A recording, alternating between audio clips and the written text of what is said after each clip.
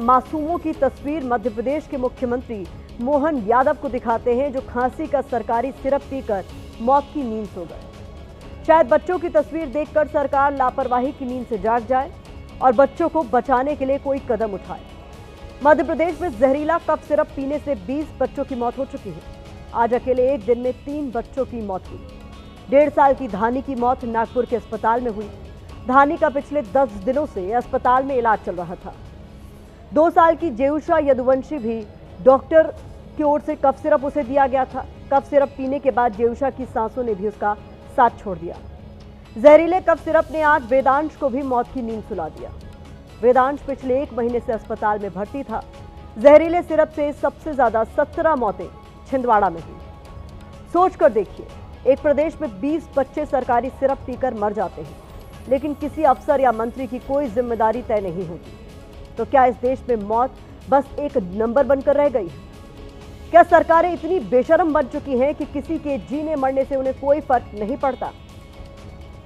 मौत की नींद सो चुके इन मासूमों की तस्वीर देखकर मध्य प्रदेश के मुख्यमंत्री का चेहरा शर्म से झुक जाना चाहिए था। उन्हें इस हत्याकांड के गुनहगारों को सबक सिखाना चाहिए था, लेकिन ऐसा हुआ नहीं। हुआ यह कि सरकार से लेकर जिम्मेदार अधिकारी तक खामोशी का सिरप पीकर बैठे हैं।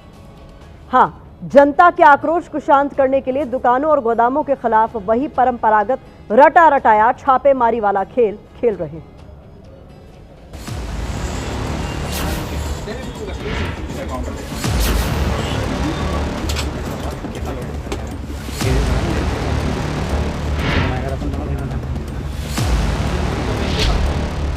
मध्य प्रदेश में जहरीले कफ सिरप से बच्चों की मौतों के बाद आखिरकार मोहन यादव के प्रशासन की नींद टूट ही गई।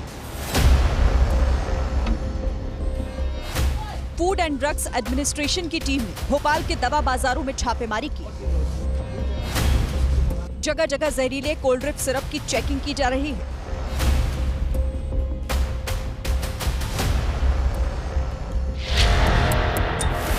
Madhya Pradesh food and drug administration की हालिया जांच रिपोर्ट में 19 दवाओं के सैंपल लिए गए थे, जिनमें से 3 कफ सिरप मानकों पर खरे नहीं उतरे थे,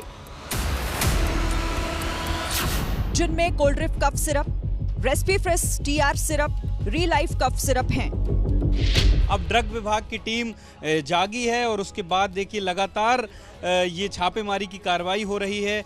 वो जो गुजरात की 2 कंपनियां जो कफ सिरप बनाती हैं जिनमें डायथिलीन ग्लाइकोल की मात्रा अधिक है, उन पर भी अब कार्रवाई हो रही है। इन तीनों ही सिरप में खतरनाक केमिकल की मात्रा तय मानकों से ज्यादा पाई गई थी, जिससे एमपी में अब तक 20 बच्चों की मौत हो चुकी है। हम पूरे प्रदेश में विशेष अभियान चलाया जा रहा है। सारे इंस्पेक्टर दिन और रात काम कर रहे हैं और जहाँ भी माल जैसा भी उपलब्ध है उसको सबको फ्रीज किया जा रहा है और सैंपल करने की कार्रवाई की जा रही है। इसी कंपनी का माल ही अमानक हुआ है। बैच नंबर अलग है, पर हम एहतियात के तौर पर इसका भी नमूना ले रहे हैं, उनको माल को फ्रीज कर रहे हैं। मध्य प्रदेश के खंडवा में भी मेडिकल स्टोर पर ताबड़तोड़ छापेमारी हुई। यहाँ ड्रग्स विभाग के अधिकारियों ने 12 मेडिकल स्टोर्स और कई गोदामों को खंगाला। खंडवा ड्रग्स विभाग की तरफ से मेडिकल स्टोर्स को निर्देश दिए गए हैं कि कोई भी मेडिकल स्टोर प्रतिबंधित दवाओं की बिक्री नहीं करेगा। प्रतिबंधित कफ सिरप को लेकर कोई सूचना मिलती है तो विभाग को सूचित करने का निर्देश दिया गया है। ये भी निर्देश दिया गया है कि कोई भी कफ सिरप बिना डॉक्टर की पर्ची के ना बेचे जाएं। कार्यालय खाद्य मौद्रिक प्रशासन आयुक्त के यहाँ से निर्देश प्राप्त हुए थे कि ये जो दोनों औषधियाँ हैं किसी भी मेडिकल स्टोर पे उपलब्ध नहीं होनी चाहिए, चूँकि छिंदवाड़ा जिला में इनके सेवन से जो है बच्चों की मौत हुई। लोग रैंडम और आकस्मिक निरीक्षण कर रहे हैं मेडिकल स्टोर्स पे। कफ सिरप बनाने वाली गुजरात की 2 कंपनियों के सैंपल भी जांच में मानकों पर खरे नहीं उतरे। अहमदाबाद की रेडनॉक्स फार्मा लिमिटेड और सुरेंद्र नगर की शेप फार्मा कंपनी में बने कफ सिरप की सप्लाई एमपी में हुई थी।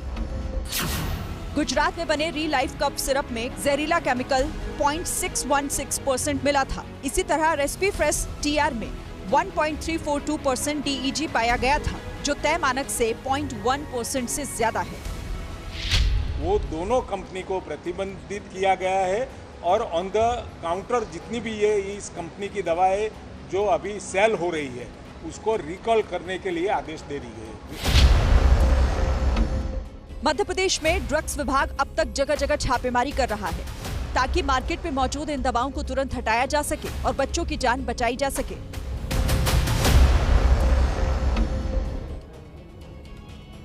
एमपी में बैन हो चुके कोल्ड्रिफ्ट कफ सिरप को तमिलनाडु की श्रीसन फार्मा कंपनी ने बनाया था। इस कंपनी को देखकर लग रहा है जैसे ये एक कमरे में चल रही है। तमिलनाडु सरकार की रिपोर्ट भी कहती है कि कोल्ड्रिफ्ट कफ सिरप में तय मानक से 48.6% ज्यादा जहरीला केमिकल मिलाया गया था।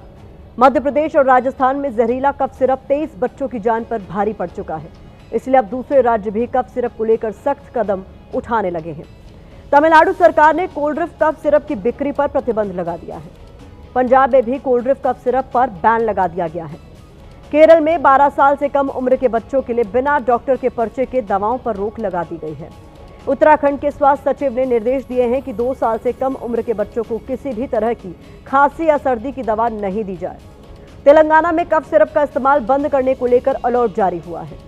झारखंड में प्रतिबंधित कफ सिरप की बिक्री पर रोक लगा दी गई है। मध्य प्रदेश में सबसे ज्यादा मौतें हुई हैं, इसलिए सवाल भी मोहन यादव सरकार से ही पूछे जाएंगे।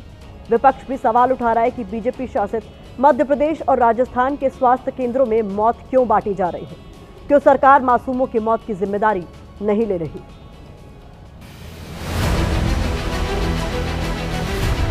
यहाँ पे नवजात बच्चों की मृत्यु हो रही, कैसे मुख्यमंत्री जी, कैसे असंवेदनशील मुख्यमंत्री, कैसी सरकार। मुख्यमंत्री जी क्यों चुप रहे? कफ सिरप से जिस तरह बच्चों की जान गई है मध्य प्रदेश में भाजपा सरकार में है, और ये सरकार इस के लिए सीधे तौर पर दोषी है। कंपनी के खिलाफ भी कार्रवाई तमिलनाडु सरकार से कहा कि वो उस पर कठोर कार्रवाई करे और उन्होंने सारे प्रोडक्ट बंद करे। 2021 के अंदर दिल्ली के अंदर भी इस दवा से 20-22 बच्चे बीमार हुए थे, उस समय भी इसको बैन किया गया था। जो मर्जी जो दवाई आपको सप्लाई कर देगा क्या? ये जिम्मेदारी किसकी है? सरकार की नहीं है तो और किसकी?